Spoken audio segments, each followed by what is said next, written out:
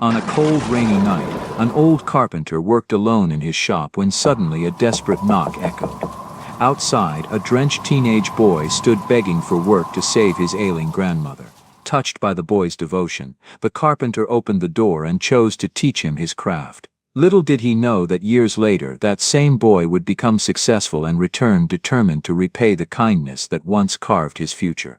Before we go back, let us know where you're watching from, and subscribe because tomorrow I've got something extra special for you.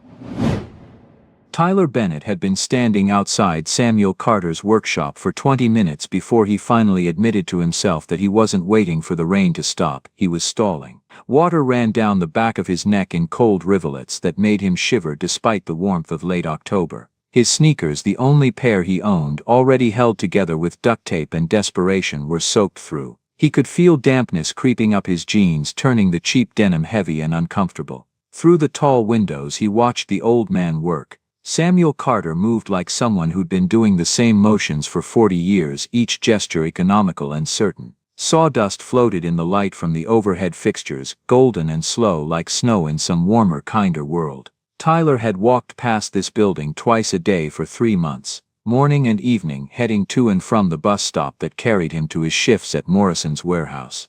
Each time he'd slowed down just enough to peer through those windows to watch Samuel Carter shape wood into impossible things.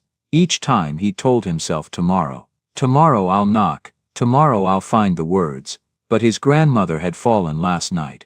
Tyler had found her at 2 in the morning, crumpled on the bathroom floor, crying and asking for someone named Robert, Tyler's grandfather, dead since 1972. The visiting nurse had left a pamphlet on the kitchen table this morning, glossy and professional, with smiling old people on the cover and monthly costs that made Tyler's vision blur. $7,000 for the decent facilities, the ones that treated residents like people instead of problems. Tyler made $9.50 an hour at the warehouse when there was work. Last week they'd sent him home after 4 hours, said things were slow, come back Monday. His hand was shaking when he finally raised it to knock. 3 times, hard enough that his knuckles stung. No response. Maybe the old man hadn't heard over the sound of his machinery. Maybe he had heard and was choosing to ignore the dripping, desperate teenager lurking outside his shop. Maybe. The door swung open. Samuel Carter was bigger than Tyler had expected. Not fat, but solid, the kind of solid that came from decades of physical work, from moving lumber and wrestling furniture and standing 8 hours a day on concrete floors. His face was deeply lined, the kind of weathering that spoke of years and hard decisions and losses Tyler couldn't imagine. Silver threaded through his close-cropped hair, but it was his eyes that Tyler noticed most. Dark and assessing, taking in everything, the duct-taped shoes, the trembling hands, the desperation Tyler was trying and failing to hide behind a mask of polite respect. "We're closed," Samuel said. His voice was deep, textured with decades of sawdust. "I know, sir, I'm sorry to bother you. Tyler's carefully rehearsed speech evaporated like steam. "I need work. Unemployment office is downtown. I've been 3 times. They have forms and programs and a 6-month waiting list." The words were coming faster now, stumbling over each other in their hurry to get out. "I'll do anything, sir. Sweep floors, move lumber, whatever you need. I'm strong, I learn fast, and I swear I won't let you down." Samuel's expression didn't change. "You know anything about woodworking?" "No, sir." "You got any experience with tools? Construction? Anything?" "I fixed our porch steps last summer. Built them from materials I found at the." Tyler stopped himself. Saying junkyard sounded too desperate. But he was desperate. His grandmother was falling apart piece by piece, and Tyler was powerless to stop it. "You think that qualifies you to work in a professional shop?" It wasn't a question. Tyler felt heat rise in his face despite the cold rain still dripping off his hair, down his collar, pooling in his shoes. "No, sir, I know it doesn't. But I'm willing to learn.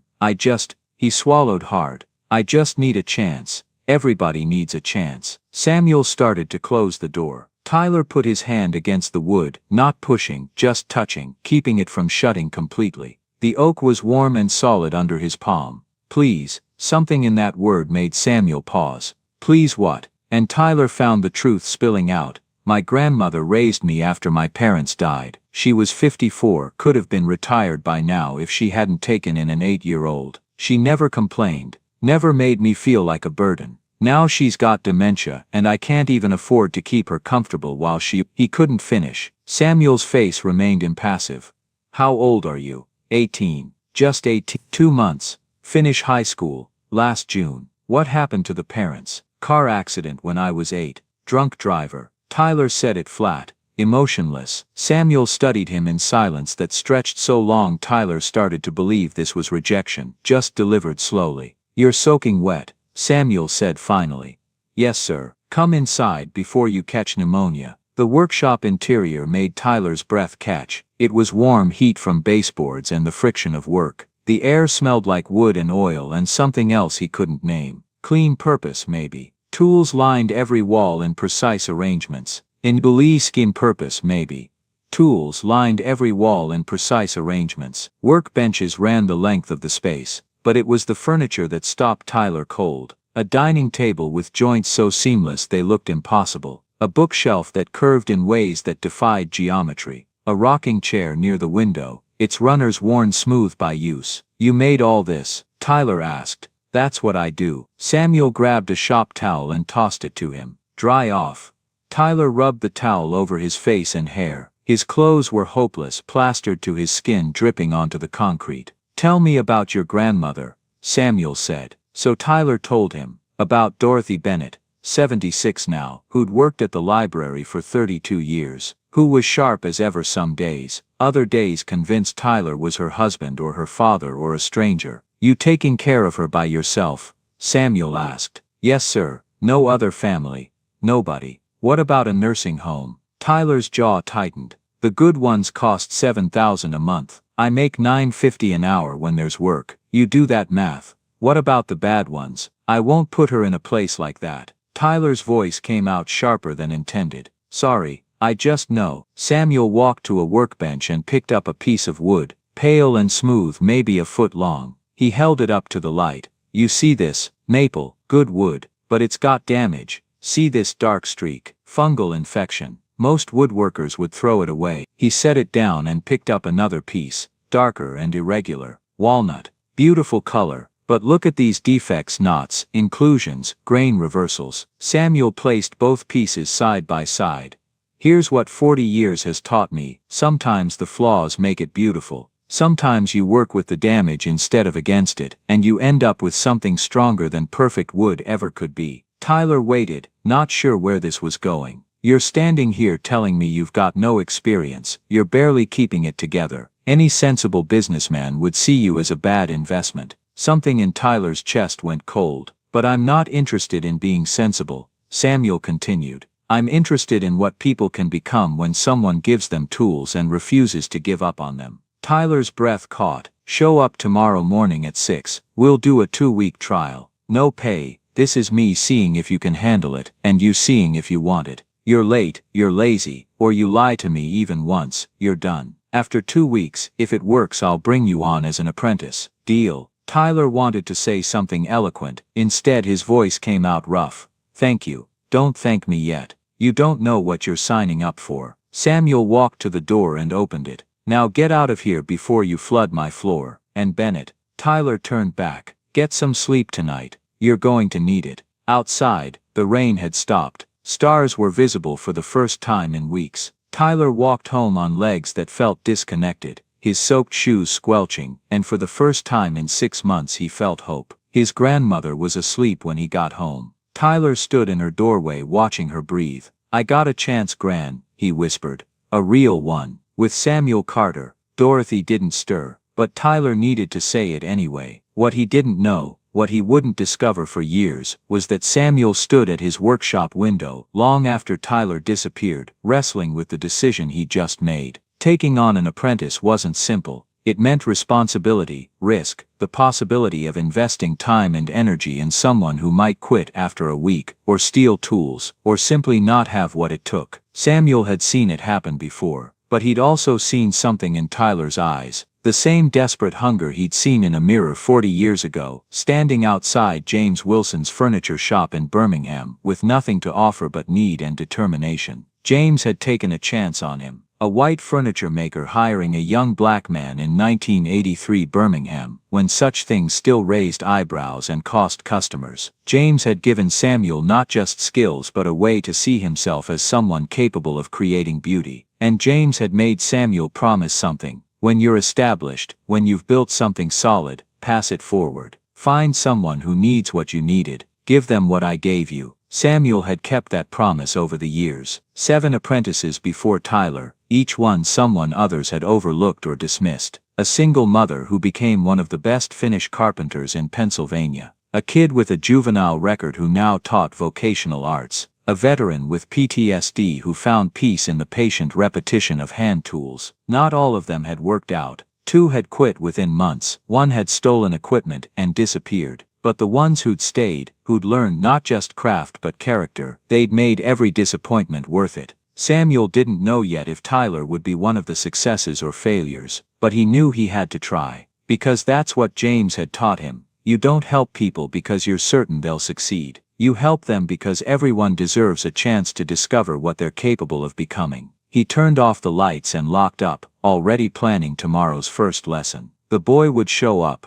Samuel was certain of that much. Whether he'd last was another question entirely. The alarm went off at 4:30 in the morning, and Tyler's body screamed in protest. But he'd said he'd be there at 6, and Tyler Bennett didn't break promises. His grandmother was already awake when he came downstairs, sitting at the kitchen table in her bathrobe, staring at a cup of coffee like she couldn't quite remember what it was for. "Morning, Gran." Tyler kissed the top of her head, breathing in the familiar scent of her ivory soap and the lavender sachets she kept in her dresser drawers. She looked up, and for a terrible moment, there was nothing in her eyes. No recognition, no awareness, just confusion, and something that might have been fear. Then something clicked. "Tyler, you're up early." Relief flooded through him. "A good morning, thank God. Got work, remember? I told you last night about Mr. Carter's workshop." "Yes." She smiled, but Tyler could see she didn't really remember. She was just agreeing, the way she'd learned to do when her memory failed her. "That's wonderful, dear. Work is good." Tyler made breakfast, scrambled eggs and toast, cut into small pieces because sometimes she forgot how to use a knife. He watched her eat slowly, carefully, and felt his heart break a little more. "I'm proud of you," Dorothy said suddenly, her voice stronger, clearer. "Your mother would be proud too." "Thanks, Gran. I'm sorry I'm such a burden." "You're not, don't lie to me, baby. I know what I am. I know what's happening to me." Her hand trembled as she reached for her coffee. "I just want you to know, while I still can, that you're a good boy. The best thing that ever happened to me." Tyler's throat closed. "Gran, let me finish. When you came to live with me, I was lonely. Your grandfather was gone. Your mother was my only child, and then she was gone too. I thought my life was over. But you gave me purpose again. You gave me someone to love." Tears tracked down her weathered cheeks. "So don't you dare think you're a burden. You're my greatest joy." Tyler knelt beside her chair, and wrapped his arms around her fragile frame. "I love you. I love you too. Now go to work. Don't be late on your second day." The sky was just starting to lighten when Tyler reached Maple Street. He was 15 minutes early, standing outside the locked workshop, hands shoved in his pockets against the morning chill. At 5:50 Samuel's truck pulled into the alley. The old man climbed out slowly, moving like someone whose body had been complaining for years but who'd learned to ignore it. "You're early," Samuel said, his tone giving away nothing. No approval, no surprise. "Didn't want to be late." Samuel unlocked the door without responding. Tyler followed him inside, waiting for instructions, trying not to show how nervous he was. The old man pulled 2 coffee mugs from a cabinet and poured from a thermos he'd brought. He handed one to Tyler. "You drink coffee?" "Not really." "You do now." Samuel took a long drink from his own mug. "Going to need it." He led Tyler to a workbench near the windows where several pieces of wood lay arranged in a precise line, different colors, different textures, some smooth and some still rough. "First lesson," Samuel said. "Know your materials. Can't work with wood until you understand it." He picked up one of the boards. "This is oak. Heavy, strong, doesn't forgive mistakes. What do you notice about it?" Tyler studied the board, aware that this was a test. "It's darker than some of the others." "What else?" "The grain. It has these lines, these patterns." "Good. Those are growth rings. One for each year the tree lived." You can read a tree's history in its grain. Dry years, wet years, disease, all of it leaves marks. Samuel set down the oak and picked up another piece. This is pine, softer, easier to work. What's different? Tyler compared them. The pine is lighter, the patterns aren't as strong, right? And because it's softer, it dents easier, requires different tools. You use a plain set for oak on pine, you'll tear it to hell. They worked through the samples, walnut, cherry, maple, each with its own character. Tyler's head was spinning by the time they moved to tools. These are hand planes, Samuel said, gesturing to a row of metal tools that looked like irons with handles. Existed for thousands of years in one form or another. Romans used them. Egyptians used them. Every culture that worked wood figured out some version of this tool. You know why? Tyler shook his head.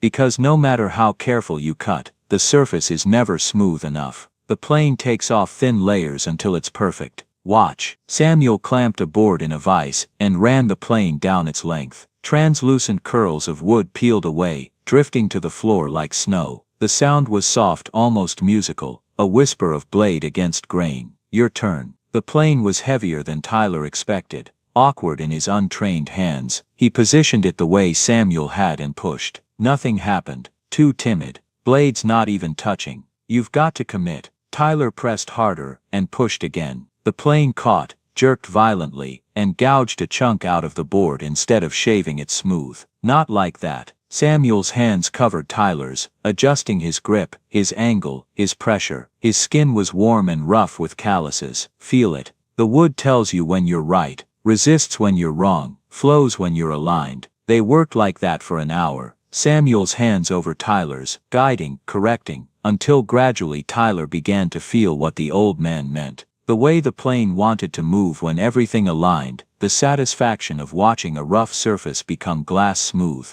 Better, Samuel said, stepping back. Keep going. I want that whole board done by lunch. It took Tyler 3 hours. His arms screamed, his lower back cramped, but when he finished, the board was smooth, not perfect. Samuel pointed out half a dozen flaws, but unmistakably improved. Good enough for a first try, Samuel said, which might have been the finest compliment Tyler had ever received. They broke for lunch at noon. Samuel pulled out 2 wrapped sandwiches from a cooler and handed one to Tyler. I didn't bring lunch, Tyler admitted. I'll just eat the sandwich. But, you think I packed 2 sandwiches for myself? Eat. Tyler unwrapped it. Turkey and cheese on wheat bread, simple and perfect. He was so hungry he almost inhaled it, forcing himself to slow down, to chew, to maintain some dignity. Thank you, he said when he finished. Samuel just nodded, already explaining the next task: how to use a chisel, how to cut joints that lock together through geometry instead of glue. The afternoon blurred into focused intensity. Tyler cut himself twice, small nicks that Samuel treated with antiseptic and bandages pulled from a well-stocked first aid kit. He learned to sharpen blades on whetstones, to test for sharpness by slicing paper, to understand that dull tools were more dangerous than sharp ones. At 3 o'clock, his phone buzzed. Mrs. Patterson, your grandmother is asking for you. Nothing urgent, but she seems confused about where you are. Tyler's chest tightened. Mr. Carter, I need to go. Samuel didn't look up from the piece he was working on. Family comes first, but it's only 3. I'm supposed to work until 5. You worked past 5 yesterday, making up for starting late. We're even. Go take care of your grandmother. Tyler ran home through afternoon heat that made his shirt stick to his back. He found Dorothy in the living room, agitated and confused, convinced that Tyler had abandoned her, that no one was coming back, that she was alone forever. I'm here, Gran. I'm right here. It took an hour to calm her down, to convince her she wasn't abandoned, to get her settled in front of her favorite TV show with a cup of tea. Mrs. Patterson looked exhausted. She's been like this all afternoon, the older woman said quietly.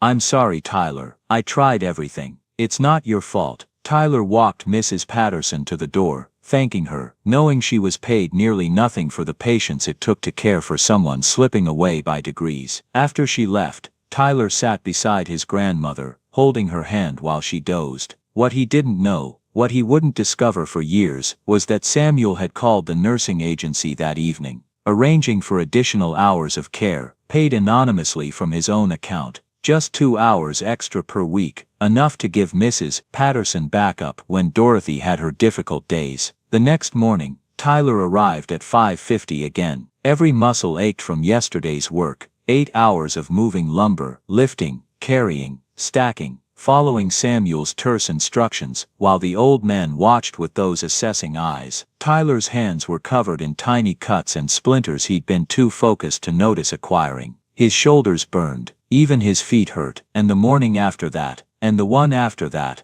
each day, Samuel taught him something new: how to read wood grain to avoid tear out, how to fit joints so tight they didn't need glue, how to sand without creating waves in the surface. The lessons weren't gentle. Samuel corrected mistakes without softening them, pointed out flaws without apology. But every day at noon, there were 2 sandwiches. Every time Tyler needed to leave early for his grandmother, Samuel just nodded and said go. And twice, Tyler came in to find his time card showed more hours than he'd actually worked. Clerical errors, probably, but errors that happened to fall in his favor exactly when he needed them most. Tyler never asked about the discrepancies. Samuel never acknowledged them. But Tyler understood, in the way you understand things that can't be spoken aloud. He wasn't just learning woodworking. He was learning what it meant to be cared for, supported, given space to struggle and grow without judgment. 3 months into his apprenticeship, Tyler arrived at work to find a note on his workbench in Samuel's precise handwriting. Tool chest beneath bench, use as needed, return in same condition. Inside the chest, clearly built by Samuel, with dovetailed corners perfect and smooth, was a set of basic hand tools, not new, but beautifully maintained. Chisels sharp enough to shave hair, hand planes adjusted and ready, saws with teeth that cut clean and true. Tyler ran his fingers over them, throat tight, understanding what he was really holding. Trust. Samuel trusted him enough to loan him tools that cost more than Tyler made in 2 months. He used them with reverent care, cleaning them after each use, returning them to their precise positions in the chest. And he worked harder, stayed later when he could, pushed himself to be worthy of that trust. That night, he came home to find a bag of groceries on the doorstep: milk, bread, eggs, fresh vegetables. No note, no explanation. But Tyler had seen Samuel's truck pulling away from his street that morning, driving slowly like someone who didn't want to be noticed. Tyler carried the groceries inside, and told his grandmother, who was having a rare good evening, about the tool chest. "That's a good man," Dorothy said, her mind clear enough to understand what the gesture meant. "He sees something in you, baby. Don't let him down." "I won't, I promise." Tyler meant it with everything in him. He just didn't know yet how hard it would be to keep that promise. Tyler was 20 years old when Samuel changed his life for the second time. He'd been working at the shop for 2 years, and his skills had progressed from clumsy to competent to occasionally impressive. His body had adapted to the work. His hands were permanently used now, his shoulders broader from lifting lumber, his posture showing the straight-backed certainty that came from knowing you were good at something difficult. But his grandmother was getting worse. The dementia was advancing faster than the doctors had predicted. The visiting nurse came twice a day now instead of once, though Tyler didn't know that Samuel had quietly arranged and paid for those additional hours through the same anonymous system. And the medications had multiplied until Tyler needed a spreadsheet to track them all. Money was tight. It was always tight. Even with his raises, Samuel had increased his pay 4 times in 2 years, always without announcement, just appearing as higher numbers on his paychecks.